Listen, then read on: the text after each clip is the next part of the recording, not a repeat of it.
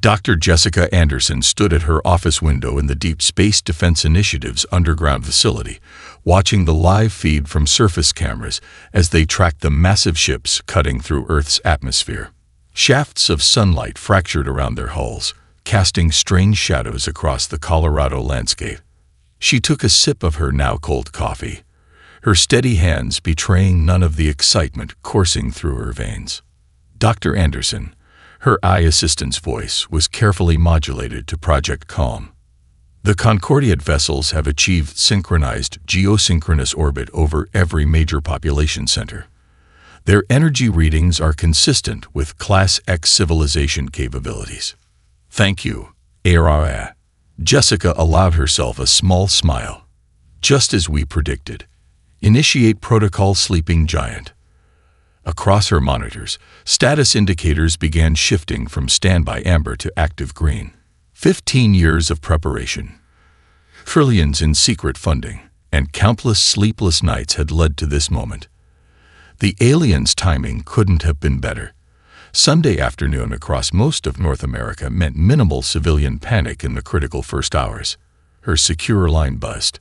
"Jess, tell me you're seeing this." Colonel Marcus Hayes's voice carried the weight of command, but she could hear the underlying tension.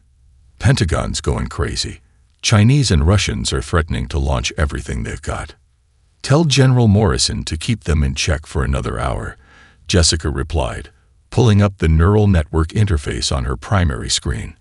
"We need the Concordiate to commit fully to their strategy.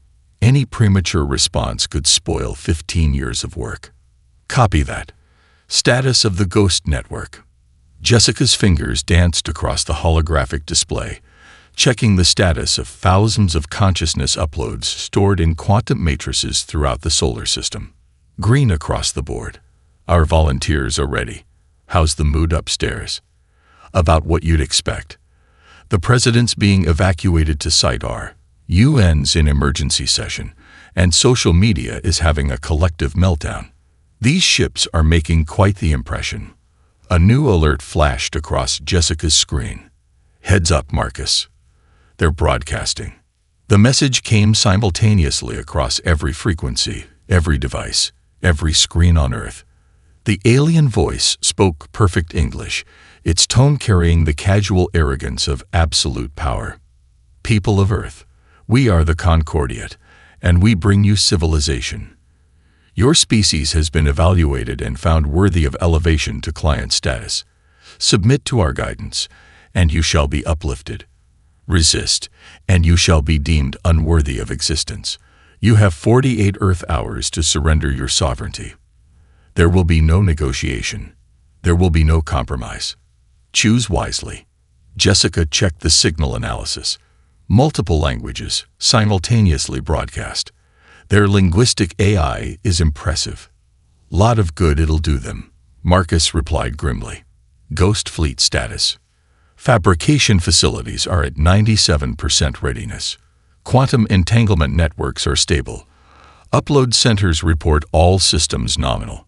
She paused, watching as more data streamed in. "Marcus, they're scanning us. Deep planetary scans. Let them look. Everything they need to see is right where we want it." Jessica nodded, even though he couldn't see her.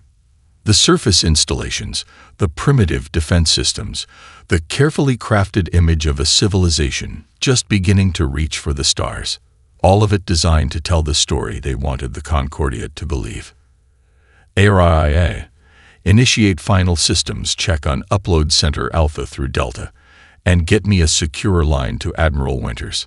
"Connection established," ARIA reported after a moment. "Admiral Winters is awaiting your signal." Jessica took one last look at the massive alien ships through her feed. They hung in the sky like medieval siege engines, meant to inspire terror and awe. But humanity had long since learned that the most dangerous predator wasn't always the largest or most visible. "Emily," she spoke into the secure line. "Is your consciousness backup complete?" Admiral Winters' laugh carried a predatory edge.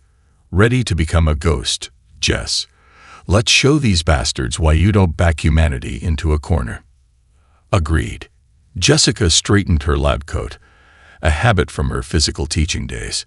Initiate consciousness upload sequence. Operation Dark Harbor is now active. Above, the Concordiate ships waited for humanity's surrender. Below, humanity prepared to give them an answer they would never forget. Colonel Marcus Hayes stood in the heart of Facility Deep Blue, 3 miles beneath the Pacific Ocean floor. Through the reinforced transparent aluminum viewport, he watched as massive fabrication arrays sparked to life, their quantum-guided assembly arms dancing in perfectly synchronized motion. Each movement represented 15 years of preparation, every gesture calculated to build humanity's response to extinction. Status report. He barked, eyes fixed on the endless rows of ship seeds beginning to pulse with contained energy. Lieutenant Maria Ramirez, his facility XO, checked her neural interface. All fabrication nodes showing green, sir. Quantum variance within acceptable parameters. We're seeing similar reports from Antarctica Base and the asteroid belt facilities. Time to first hull completion. 32 minutes for drone-class vessels, 57 for corvettes, 2 hours 15 for capital ships. She paused, double-checking the readings. Sir, the Concordiate's deep-scan satellites are picking up our energy signatures. Marcus allowed himself a tight smile. Right on schedule. Dr. Anderson's masking algorithms are feeding them exactly what they expect to see. Desperate humans throwing together last-minute defenses. Above them, the fabrication arrays hummed louder, their energy consumption reaching levels that would have powered small cities. But the Concordiate would see only what humanity wanted them to see. Scattered, inefficient energy spikes consistent with a primitive civilization's panic. His quantum-linked comm pulsed. Colonel, Dr. Anderson's voice carried an edge of excitement. Upload Center Alpha reports first consciousness transfer successful. Admiral Winters is now fully integrated into the Ghost Fleet Command Network. Emily? Marcus spoke into the void. You in there? A laugh echoed through the quantum channel, somehow both familiar and otherworldly. More me than ever, Marcus. The neural expansion is indescribable. I can think in dimensions we don't have words for. Save the metaphysics for later, he replied, but his voice carried warmth. How's the integration with the automated systems? Perfect. Each ship seed is accepting the consciousness uploads exactly as designed. When these babies wake up, they'll have human souls with machine precision. There was a pause. Marcus, the Concordiate just launched another scan wave. They're getting suspicious of the energy readings. He nodded to Lieutenant Ramirez, who initiated the next phase of their deception. Across the facility, carefully designed energy leaks began broadcasting signatures that mimicked crude fusion experiments. The kind of thing that desperate civilization might try in its final hours. Supreme Commander Zixtal is requesting updates from his scout ships. Emily reported, her consciousness now spread across multiple monitoring systems. They're detecting our Antarctic facility. Sending. Wait. Her voice sharpened. Multiple consciousness uploads just went online simultaneously. Marcus, you need to see this. The main display lit up with streams of data. Hundreds of volunteer veterans, their consciousness now freed from physical constraints, were meshing with their assigned ships. The neural networks lit up like constellations, each point representing the human mind expanded beyond its original limitations. My God, Lieutenant Ramirez whispered. They're beautiful. Marcus watched as the first completed drone ships detached from their fabrication cradles, their hulls still glowing with residual energy. Each one contained a piece of a human consciousness, linked through quantum networks to form a distributed intelligence that could coordinate with machine precision while maintaining human creativity. Dr. Anderson reports all upload centers are now at full capacity. Emily's voice carried pride. The Ghost Fleet will be combat-ready before the Concordiate's deadline. Through the viewport, Marcus watched as more ships came online, their forms sleek and predatory. Unlike the blocky, imposing designs of the Concordiate vessels, these ships were built for speed and stealth, their surfaces designed to bend both light and sensor readings. Sir, Lieutenant Ramirez called out, "We're detecting increased activity from the Concordiate fleet. They're moving support ships into defensive formations." Marcus checked the countdown timer. 26 hours until the aliens' deadline. They sense something's wrong, but they can't figure out what. Keep our energy signatures within expected parameters. Let them think we're just scared primitives until it's too late. "What about the surface governments?" Ramirez asked. "The UN is still demanding access to our defense plans." "Let them play their part," Marcus replied, watching as another wave of ships came online. The more convincing their panic, the more confident the Concordiate becomes, and the harder they'll fall when they realize just how long we've been preparing for this moment. In the quantum network, Emily's consciousness rippled with anticipation. "The Ghost Fleet awakens, Marcus. Heaven help any alien empire that thought humanity would go quietly into the night." Supreme Commander Zixtal stood on the command deck of the Concordiate flagship, Eternal Dominion, watching with barely concealed disdain as the deadline approached. The primitive species below had maintained their silence, which his tactical algorithms interpreted as paralysis. These humans would learn their place, just as countless species had before them. Supreme Commander, his second-in-command, interrupted his thoughts. "We're detecting unusual gravitational anomalies throughout the system. Our sensors cannot." The ship's warning systems suddenly screamed to life. Space itself seemed to tear open around every planet and moon in the solar system, reality warping as thousands of quantum gates activated simultaneously. Through each breach emerged sleek, predatory shapes that bore no resemblance to humanity's known technology level. Lieutenant Commander Diana Roberts, her consciousness now distributed across 1,000 ships, savored the moment. "Ghost Fleet command to all units," her voice echoed through the quantum network, carrying the confidence of someone who had practiced this moment countless times. "Execute Operation Reveal." The Ghost Fleet moved with impossible coordination, each ship anticipating the other's actions through their shared consciousness network. Diana felt the exhilaration of simultaneous existence across multiple vessels, her human creativity amplified by machine precision. Aboard the Eternal Dominion, chaos erupted. "Impossible." Zixtal roared as his tactical displays overwhelmed with targets. "Their technology is centuries behind." "Did you really think?" Diana's voice cut through every communication channel in the Concordiate fleet, that a species that spent its entire history fighting itself would be so easy to conquer. The Ghost Fleet's first strike demonstrated the futility of conventional tactics against their distributed consciousness warfare. Ships moved in patterns that no single pilot could achieve, their actions coordinated through the quantum-linked human minds that guided them. Where the Concordiate expected individual vessels, they faced a single organism composed of thousands of bodies, all moving with shared purpose. Dr. Anderson watched from her command center as the battle unfolded. "Area. Status report on consciousness synchronization." "All Ghost Fleet pilots maintaining optimal neural coherence," the AI responded. "Combat effectiveness exceeding simulated projections by 23%. On her screens, she watched as Lieutenant James Morrison, call-signed Wraith, executed a maneuver that should have been impossible. His consciousness, spread across a squadron of corvettes, orchestrated an attack pattern that approached from 7 different vectors simultaneously.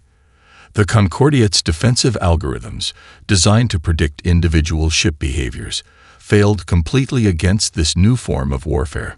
"They're targeting our command and control networks," Zixtal's tactical officer reported, panic creeping into his voice. "These patterns, they're evolving faster than our combat eye can adapt." Diana's fleet pressed the advantage, their attacks becoming more coordinated with each passing second. The human consciousness network learned and adapted in real time, sharing tactical insights across the entire fleet instantaneously. Every destroyed Concordiate ship provided new data. Every defensive maneuver revealed new weaknesses to exploit. "Ghost Fleet, Phase 2, Diana commanded, her consciousness resonating through the quantum network. Show them why humanity chose to appear weak. The fleet's formation shifted, executing maneuvers that violated traditional space combat doctrine. Ships moved in impossible synchronization, creating patterns that confused both Concordiate sensors and their organic crews. The aliens' rigid tactical doctrine, previously undefeated across 1,000 worlds, crumbled against an enemy that fought like both one mind and many simultaneously. From his underwater command center, Colonel Hayes watched the tactical display with grim satisfaction. Status of the Concordiate fleet. Their formation is breaking, Lieutenant Ramirez reported. They're falling back to secondary positions, but our quantum gates are already there, waiting. Above Earth, Supreme Commander Zixtal faced a horrifying realization. His species had encountered countless civilizations, but never one that had turned its greatest weakness, its divided nature, into its ultimate strength. The humans hadn't just prepared for war, they had reinvented it. Ghost Fleet to all Earth commands, Diana broadcast, her voice carrying the weight of humanity's collective defiance. The sky is ours. Operation Dark Harbor is proceeding as planned.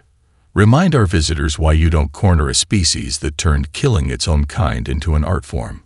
The Concordiate's mighty armada, terror of 1,000 systems, found itself facing an enemy that had spent 15 years preparing not just weapons, but an entirely new form of warfare.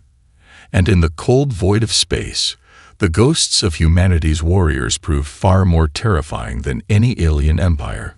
Captain James, Mad Dog, Morrison existed everywhere and nowhere. His consciousness spread across 300 Ghost Fleet vessels. Combat at the speed of thought had become his new reality. Through quantum-linked neural networks, he experienced space combat as a deadly ballet, each ship an extension of his expanded consciousness. Wraith Squadron, execute attack pattern Delta 7. He commanded, his thoughts translating instantly into synchronized movement. His ships spiraled through space in impossible formations, their paths describing complex geometric patterns that confused Concordiate targeting systems. Their algorithms can't track us, his distributed consciousness reported through the fleet network. They're still fighting like it's a conventional battle. From her position in the command network, Diana Roberts watched Morrison's tactics with appreciation. All Ghost Fleet units adopt Wraith's attack patterns. Let's show them what synchronized warfare really means. The space around Mars lit up as hundreds of Ghost Fleet vessels executed their coordinated strike. Ships moved in three-dimensional formations that no single pilot could have managed, their attacks coming from vectors that violated traditional space combat doctrine. Morrison felt a surge of satisfaction as his squadron's quantum torpedoes breached a Concordiate dreadnought's shields, the synchronized impact overwhelming defensive systems designed to counter single-source attacks. New Concordiate battle group emerging from FTL. Aria's voice cut through the tactical network, detecting capital ships with energy signatures 30% higher than previous encounters. Dr. Anderson's fingers danced across her holographic controls. They're bringing in their elite units. Morrison, Roberts, show them why humanity chose quality over quantity. Morrison's consciousness expanded further, linking with Diana's fleet command network. Together, they orchestrated a battle strategy that existed in dimensions beyond normal space. Ghost Fleet vessels seemed to predict enemy movements before they happened, their human pilots' intuition amplified by machine precision and quantum computation. Multiple contacts, bearing 317. Lieutenant Ramirez reported from Deep Blue. They're trying to flank our position around Jupiter's orbit. Not trying. Morrison corrected, his consciousness already shifting to address the threat. Following our predictions. Colonel Hayes, permission to execute maneuver Broken Mirror. Granted, Hayes responded immediately. All supporting units prepare for temporal wake distortion. Morrison's fleet split into synchronized attack groups, each executing maneuvers that deliberately created gravitational distortions. The overlapping effects twisted space-time itself, creating a maze of temporal eddies that scattered Concordiate formation and disrupted their targeting solutions. By all known laws of physics, this shouldn't be possible, Diana observed through the network, her consciousness merging briefly with Morrison's to coordinate their attacks. Good thing we rewrote those laws. The Concordiate fleet's rigid command structure proved catastrophically vulnerable to humanity's fluid combat doctrine, where they expected ships to maintain formation and follow predictable attack patterns. They faced an enemy that moved like a swarm of angry wasps, each strike precisely calculated to exploit gaps in their defenses. Their flagship is adjusting tactics, Morrison reported, his distributed awareness detecting subtle changes in enemy behavior. They're learning, but not fast enough. Through his expanded consciousness, he watched as a Concordiate battlecruiser attempted to predict his squadron's movement patterns. The alien vessel fired a spread of plasma torpedoes, their trajectories calculated to intersect with where traditional combat doctrine said his ship should be. But the Ghost Fleet wasn't bound by tradition.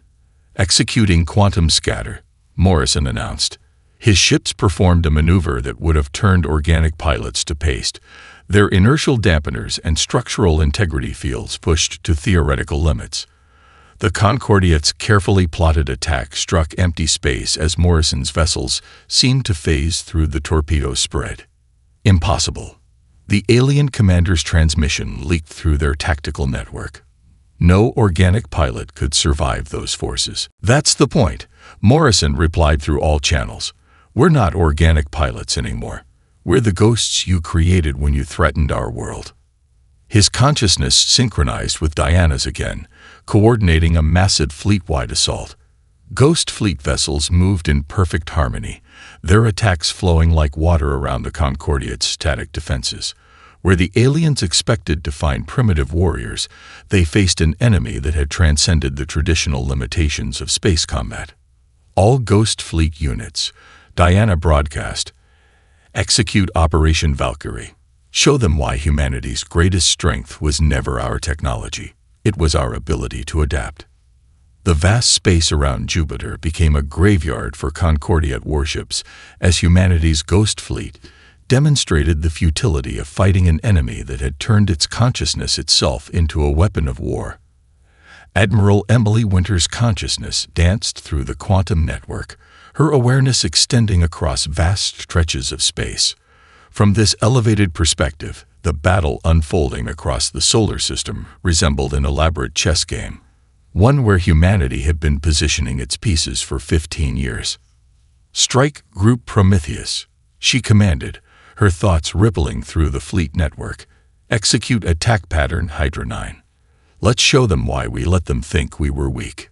Through her distributed awareness, she watched as hundreds of Ghost Fleet vessels emerged from carefully hidden quantum pockets near Saturn's rings.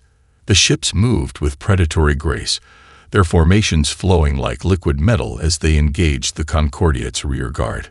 On the bridge of the Eternal Dominion, Supreme Commander Zixtal received the impossible report. "Admiral," his tactical officer's voice shook. "The humans, they're using our own encrypted frequencies. They're broadcasting in our battle language." Winter's voice cut through their command channel, speaking perfect Concordiate battle cant. "Did you really think we wouldn't crack your codes during the 15 years we watched you approach? Your arrogance made our deception almost too easy." Dr. Anderson monitored the exchange from her command center, watching as the psychological impact of the revelation rippled through the alien fleet. "Area, initiate protocol Shattered Mirror. Let's show them everything they missed." Across the solar system, hidden installations began transmitting their full operational histories.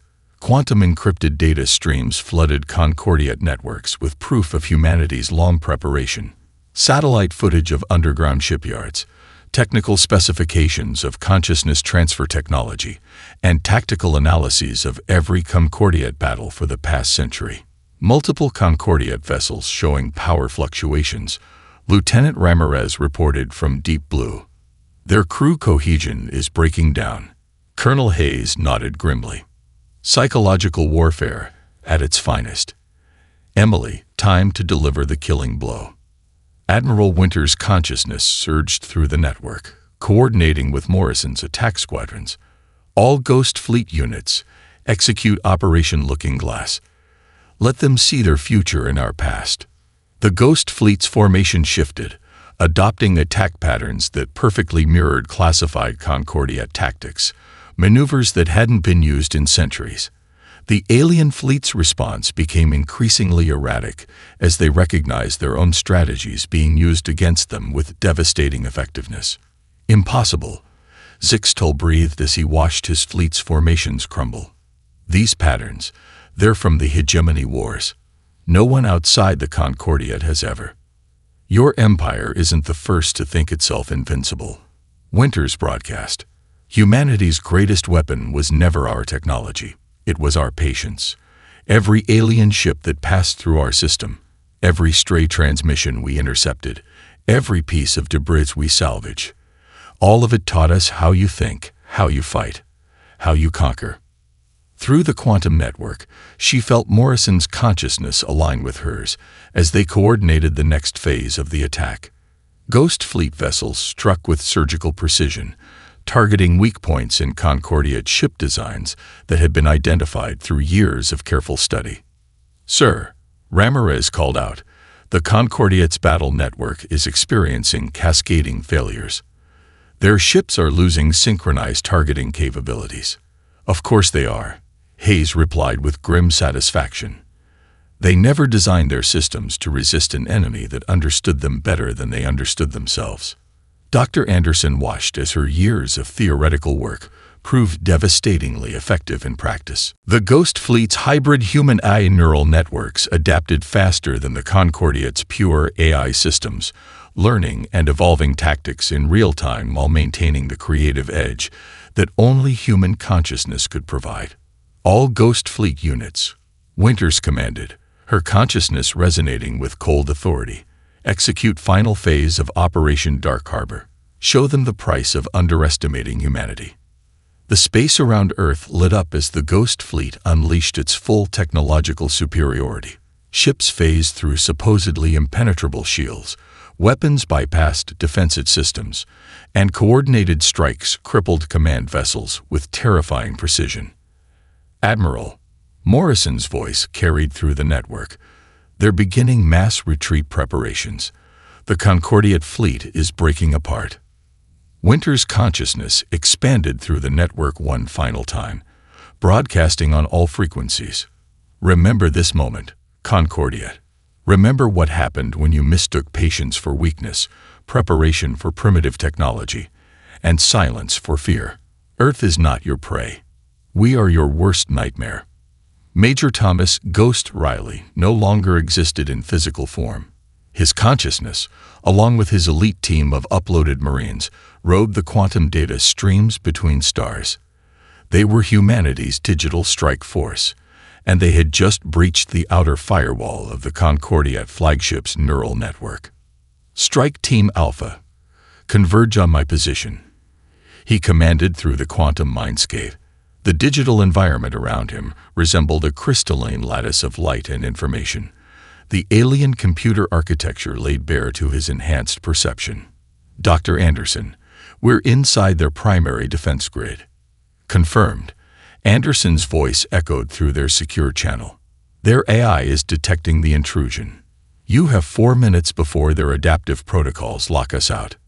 Riley's consciousness expanded, interfacing directly with the alien systems.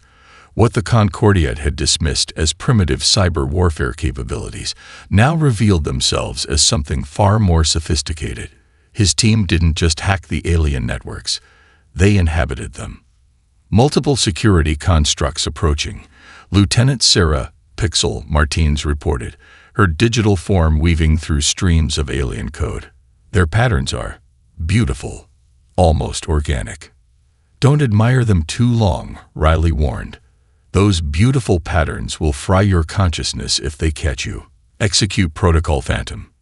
The human strike team scattered their digital signatures, becoming ghost images in the alien network. Dr. Anderson's breakthrough in quantum consciousness technology allowed them to exist simultaneously in multiple data streams, making them nearly impossible for conventional AI to track. Aboard the Eternal Dominion, Alarms screamed as systems began failing in cascading sequences. Supreme Commander, a panicked technician reported, "The human intrusion is unlike anything in our records. They're not just accessing our networks, they're existing inside them." Zixtal watched in horror as his mighty flagship systems fell one by one. Impossible. Their cyber warfare capabilities were assessed as primitive. They barely had quantum computing. "That's the problem with appearances," Riley's voice echoed through every speaker on the bridge. "You see what you expect to see. Initiative Ghost Strike. Execute Phase 2. In the digital realm, Riley's team converged on the heart of the Concordiate's battle network. The alien firewall manifested as towers of shifting energy, designed to shred any unauthorized data signatures.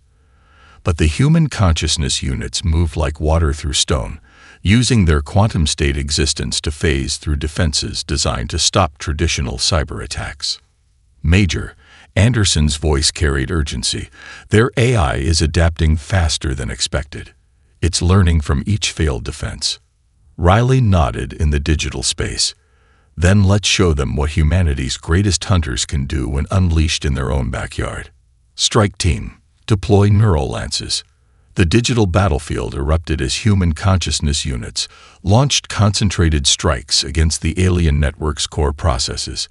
Each attack carried echoes of human intuition and creativity, overwhelming AI systems designed to counter logical, predictable threats. "Sir," Martinez called out, "I found their command and control nexus, but something's wrong. The architecture is too perfect, too structured." "It's a trap," Riley realized.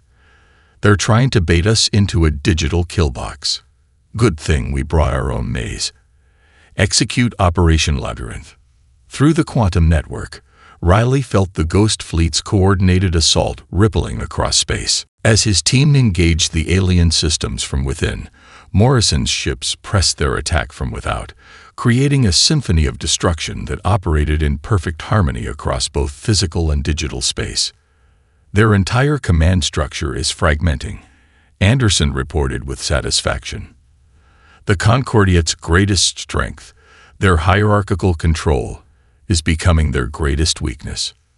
Riley's consciousness expanded one final time, touching every system in the alien flagship.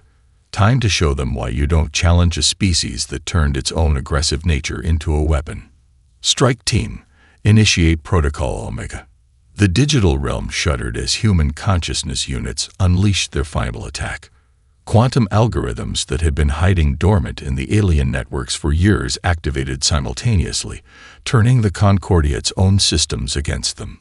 "Ghost Team to all commands," Riley broadcast as the alien flagship systems crashed around them. "The digital domain is secured. Their neural network is completely severed from their fleet." Dr. Anderson's voice carried pride and determination. "Well done, Major. You've just cut off the head of their snake. Now let's watch their perfect order descend into chaos." In both real and digital space, the mighty Concordiate fleet began to splinter as their centralized command structure collapsed. They had expected to face primitive electronic warfare. Instead, they found themselves fighting ghosts in their own machines, their digital realm conquered by consciousness that defied their understanding of reality itself. Colonel Marcus Hayes stood in the hidden Mars facility, his hand hovering over the quantum transmission array. Through the reinforced windows, he could see the debris of Concordiate ships scattered across the red planet's orbit, testament to humanity's successful deception. "All Ghost Fleet units report ready," Diana Roberts' voice echoed through the command center. "The Concordiate fleet is in disarray. Their command structure has completely collapsed." Hayes nodded, his expression grim but satisfied. "Dr. Anderson, status of the consciousness network." "All uploaded pilots are maintaining stable quantum coherence," she replied through the secure channel. "We're ready for the final broadcast. Every human mind in the Ghost Fleet is synchronized. Then it's time to tell them why we really did all this." Hayes pressed his palm against the quantum array's activation panel. "Ghost Fleet Command, initiate Operation Truth's Dawn." The transmission began, not as a single voice, but as a chorus of thousands, every uploaded consciousness in the Ghost Fleet speaking in perfect harmony. Their message carried across all frequencies, in every known language of the Concordiat.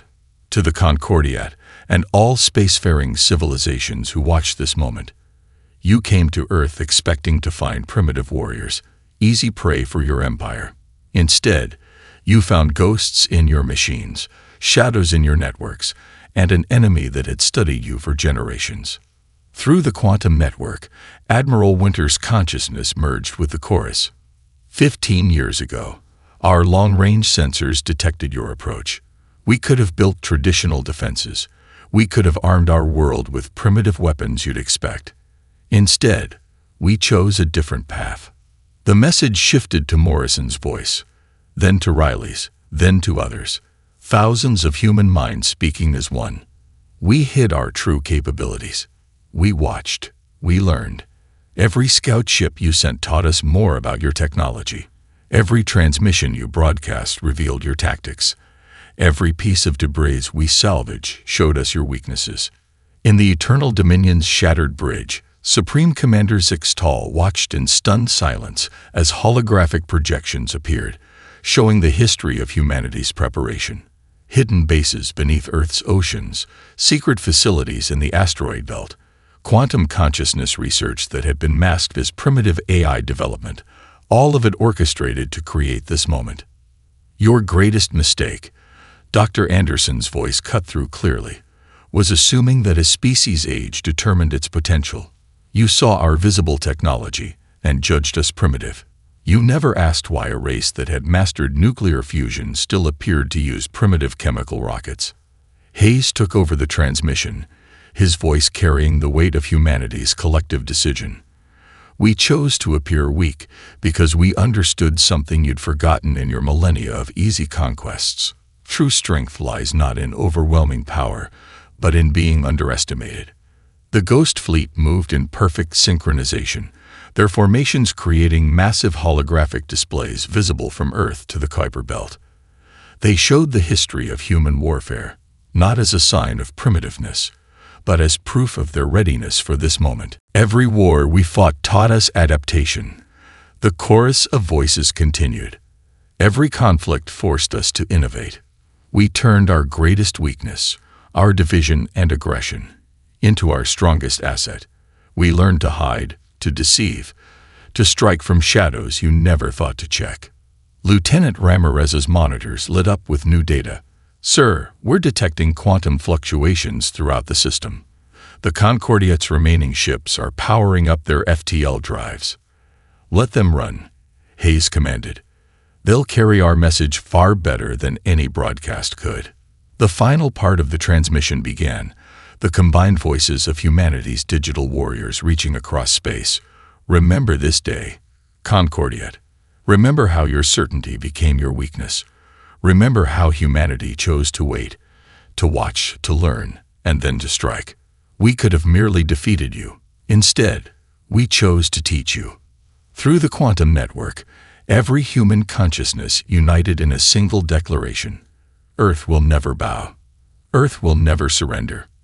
And any empire that mistakes our patience for weakness will learn why humanity's greatest weapon was never our technology. It was our ability to turn your own arrogance against you. As the message ended, the Ghost Fleet's formation shifted one final time, their ships creating a massive display visible across the solar system. The image of a phoenix rising from ancient Earth, spreading wings that sparkled with quantum fire. Humanity's answer to those who thought them easy prey.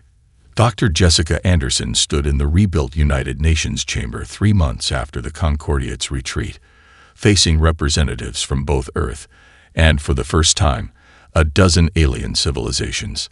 The quantum hologram of Supreme Commander Zixtal floated above the central podium, his once proud bearing now tempered by hard-learned wisdom. The terms of the new Soul Accords are clear, Anderson stated, her voice carrying the authority of humanity's chief negotiator. Earth will share its consciousness transfer technology, but not as conquerors. We offer it as equals, to any civilization ready to embrace a new way of thinking. Through the quantum network, she felt the presence of the Ghost Fleet's pilots, the pioneers who had transformed human consciousness into humanity's greatest weapon. They watched, their distributed awareness spanning the solar system, as their sacrifice reshaped galactic politics. "The Concordiat accepts these terms," Zixtol responded, his translator carrying notes of genuine respect. "Though I must ask, why offer peace when victory was total? Why extend friendship to those who came as conquerors?"